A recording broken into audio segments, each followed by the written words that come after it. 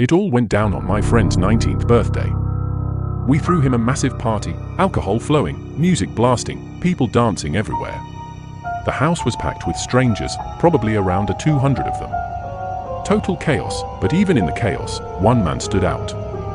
He was older, much older than anyone else there. He sat silently in the corner of the room, just watching everyone. No drink in his hand.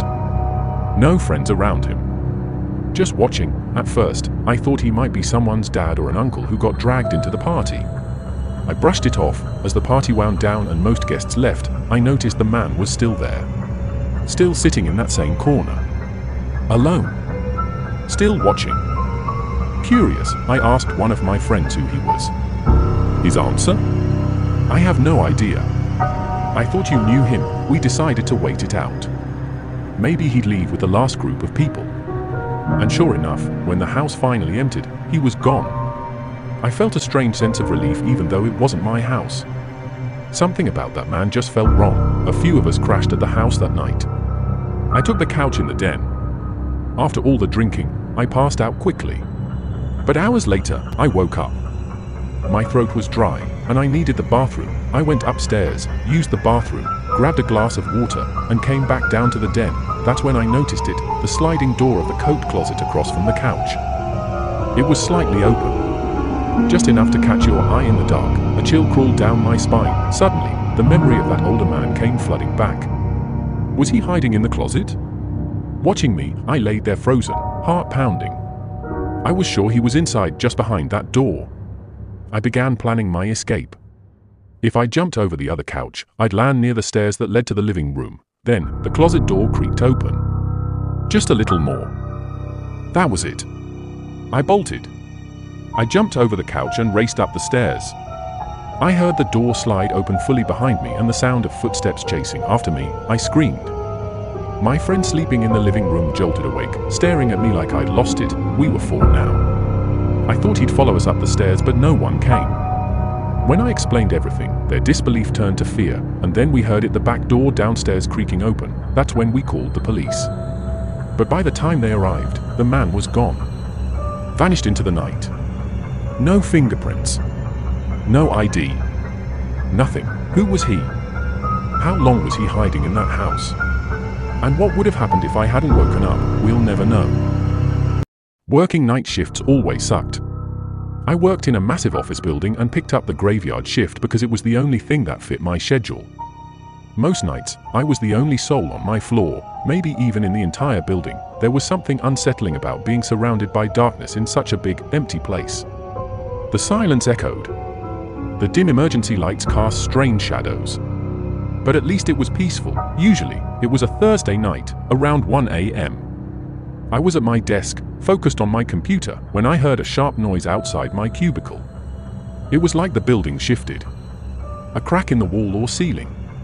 Not completely unusual, but it made me pause. I brushed it off and went back to typing until I heard something else.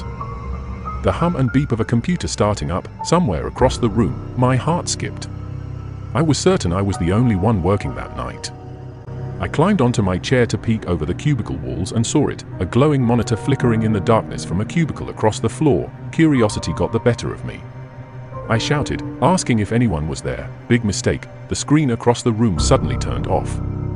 The glow vanished, leaving only darkness. I turned off my own computer and lamp instantly, not wanting to draw any attention to myself. My heartbeat thudded in my ears as I crouched down, slowly crawling into a nearby cubicle. I waited and waited, but nothing happened. Eventually, I decided to move.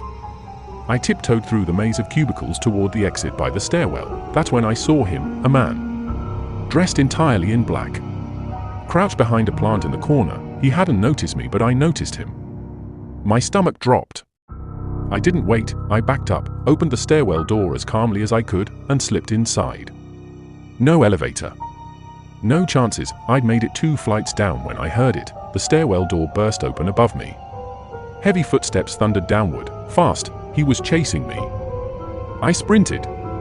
My lungs were on fire. My legs burned. His footsteps got louder, closer. I made it to the first floor, tore through the lobby, and escaped into the cold night air. He didn't follow. I called the cops and my boss immediately. The police swept the entire building, no one was found. No signs of forced entry. I could only describe the man as someone dressed in black. I kept doing the night shift for another week, this time with all the entrances locked, including the elevators, but the fear never left me. I still don't know who that man was or what would have happened if I hadn't run.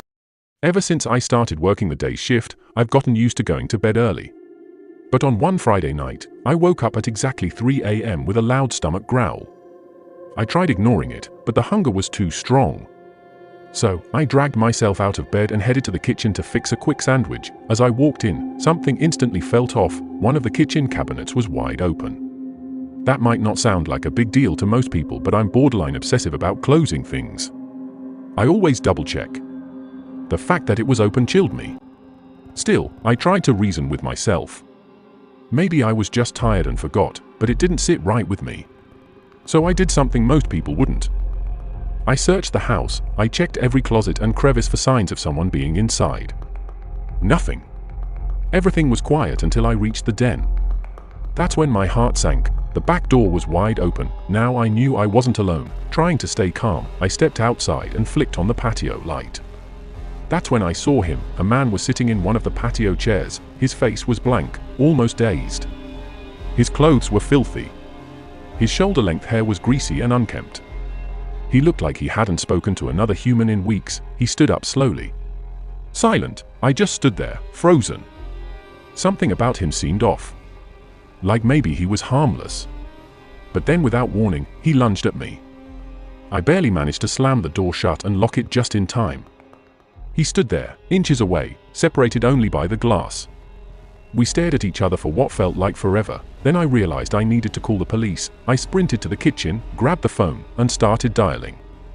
But when I returned, the man was gone. Vanished. The cops arrived, but they found nothing. No signs of forced entry. No footprints. No clues. To this day, I still don't know who he was or why he was there.